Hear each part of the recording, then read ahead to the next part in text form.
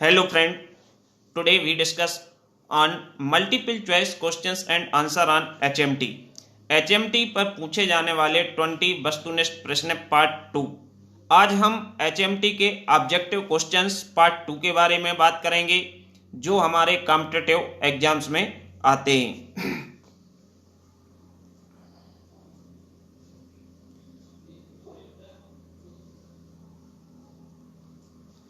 तो दोस्तों, यदि आपने अभी भी मेरा चैनल सब्सक्राइब नहीं किया है तो चैनल को सब्सक्राइब कर लें जिससे आने वाला लेटेस्ट वीडियो आपको मिल सके।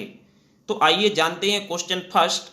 Thermal diffusivity is expressed by the relation. जो थर्मल डिफ्यूजिविटी होती है उसको हम किसके द्वारा एक्सप्रेस करते हैं? इसका ऑप्शन एक करेक्ट ऑप्शन है के upon rho C P. Option A है जो K upon rho C P correct option है। Question number second. Stefan Boltzmann में law is applicable for heat transfer by. जो हीट ट्रांसफर के मोड होते हैं, चार मोड हैं, conduction, convection, radiation, conduction and radiation. इनमें से जो स्टीफन वोल्टेज में लॉ है एक किसके लिए एप्लीकेबल होता है, कहां पे अप्लाई होता है? तो ये होता है किसमें? रेडिएशन। ऑप्शन बी इसका है करेक्ट, रेडिएशन। रेडिएशन में इसको हम अप्लाई करते हैं। Third question. The heat transfer equation Q equal sigma A T की पावर 4 इज नॉन एज। जो Q equal sigma A T power 4 है, ये कौन सी इक्वेशन है? लेप्लास इक्वेशन है, फोरियर है, पॉइजन है या स्टेफन बोल्टेजमैन इक्वेशन है? तो Q equal sigma A T की पावर 4 जो इक्वेशन होती है ये हमारी कौन सी होती है? Boltzmann equation. ऑप्शन डी इसका करेक्ट ऑप्शन है।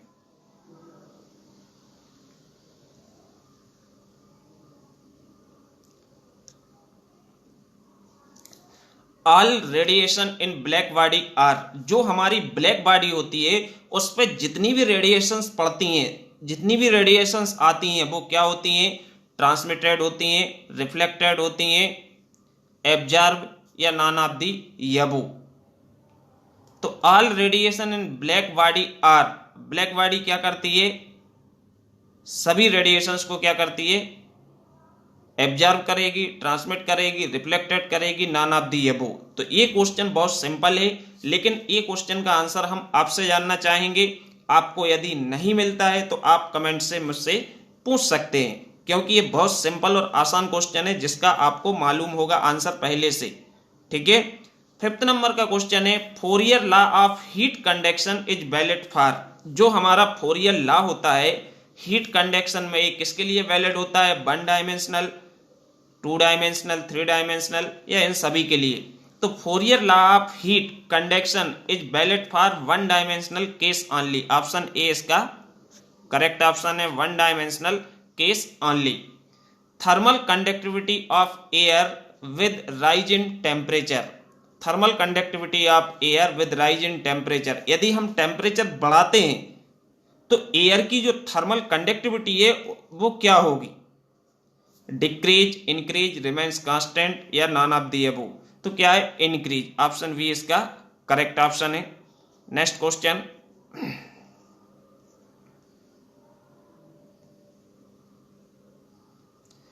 When heat is transferred by molecular collision.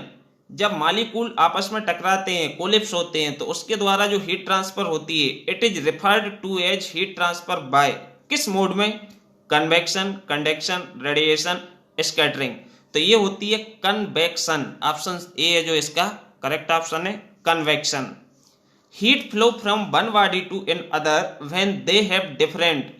Heat flow, ऊष्मा का आदान प्रदान एक बॉडी से दूसरे में, व्हेन दे हैव डिफरेंट, जब वे अलग अलग क्या हो?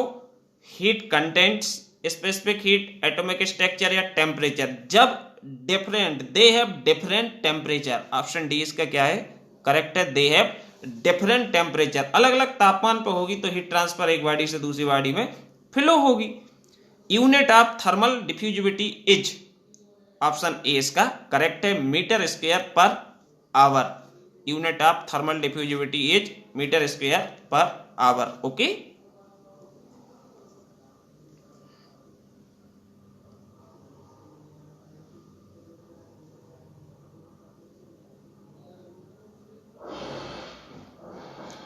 The ratio of the energy absorb by the body to total energy falling on its is called the ratio of the energy absorb by the body. जब कोई बॉडी के द्वारा energy को एब्जॉर्ब किया जाता है, अवशोषित किया जाता है, टू टोटल एनर्जी, और जो टोटल एनर्जी उसके ऊपर पड़ती है, तो ये क्या कहलाता है अनुपात? Absorptive power. ऑप्शन ए इसका करेक्ट है। एब्जॉर्प्टिव पावर है जो ये हमारा होता है total the energy absorb by the body to the total energy falling on it is called absorptive power. Which of the following is the case of heat transfer by radiation? Blast furnace, cooling of parts in furnace, heating of building, heat received by person from fire place. Option D इसका right option है। Heat transfer by radiation, heat received by a person from fire place.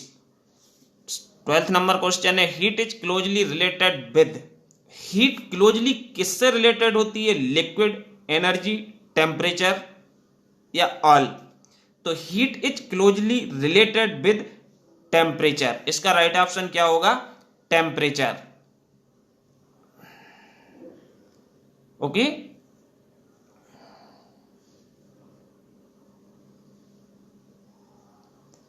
a heat exchanger with heat transfer surface area A and overall heat transfer coefficient U handles two fluid of heat capacities C maximum and C minimum. The number of transfer unit NTU used in analysis of heat exchanger is specified H. Means ए हमारा NTU number of transfer unit पर है जो कि हमारा heat exchanger में apply होता है। तो NTU इक्वल क्या होगा? इसमें ये पूछा गया है N2 इक्वल क्या होता है relation? A C minimum upon U. तो इसका जो राइट ऑप्शन होता है A U upon C minimum. Option D है जो इसका करेक्ट ऑप्शन है, A U upon C minimum. NTU equal A U upon C minimum होता है। Okay, fouling factor is used. Fouling factor का उपयोग कहाँ किया जाता है? In heat exchanger design as a safety factor. जब हम हीट एक्सचेंजर को डिजाइन करते हैं तो उसकी सुरक्षा के लिए, सेफ्टी फैक्टर के लिए हम क्या करते हैं? फॉइलिंग फैक्टर का उपयोग करते हैं। ऑप्शन ए इसका करेक्ट ऑप्शन है।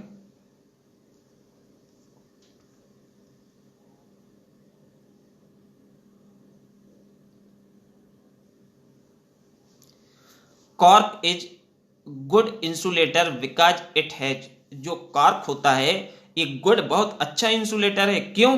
क्योंकि it has porous body. Option C है जो करेक्ट है। It has porous body. इसकी जो बॉडी होती है कॉर्क की वो क्या होती है? पोरस होती है, इसलिए ये अच्छा इंसुलेटर है। 16 number, in a heat exchanger with one fluid evaporating या condensing the surface area required is least in parallel flow, counter flow, cross flow. ये तीनों हमारे हीट एक्सचेंजर हैं, parallel, counter and cross flow. तो इसमें question है in heat exchanger with one fluid evaporating या condensing. या तो हमारा कोई फ्लूइड इवेपोरेट हो रहा है, ठंडा हो रहा है, कंडेंस हो रहा है, तो the surface area required at least किसमें? सभी के लिए अप्लाई होगा। All of these, surface area required all of these. The ratio of surface convection resistance to the conduction resistance is known as. एक अनुपात, the ratio of surface convection resistance to the conduction resistance is known as Biot number. Option B है जो इसका right option है, Biot number. Internal conduction resistance का ये Biot number होता है।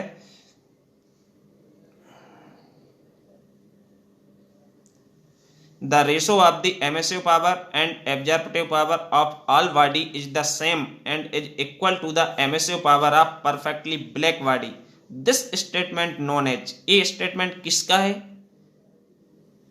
Wien's law, Stefan law, Kirchhoff's law, Planck's law. तो ये स्टेटमेंट किसका है? Kirchhoff law. ऑप्शन सी है इसका जो करेक्ट ऑप्शन है, किरचॉफ्स लॉ का स्टेटमेंट है कि the ratio of the emissive power and absorptive power of all body is the same and is equal to the emissive power of perfectly black body.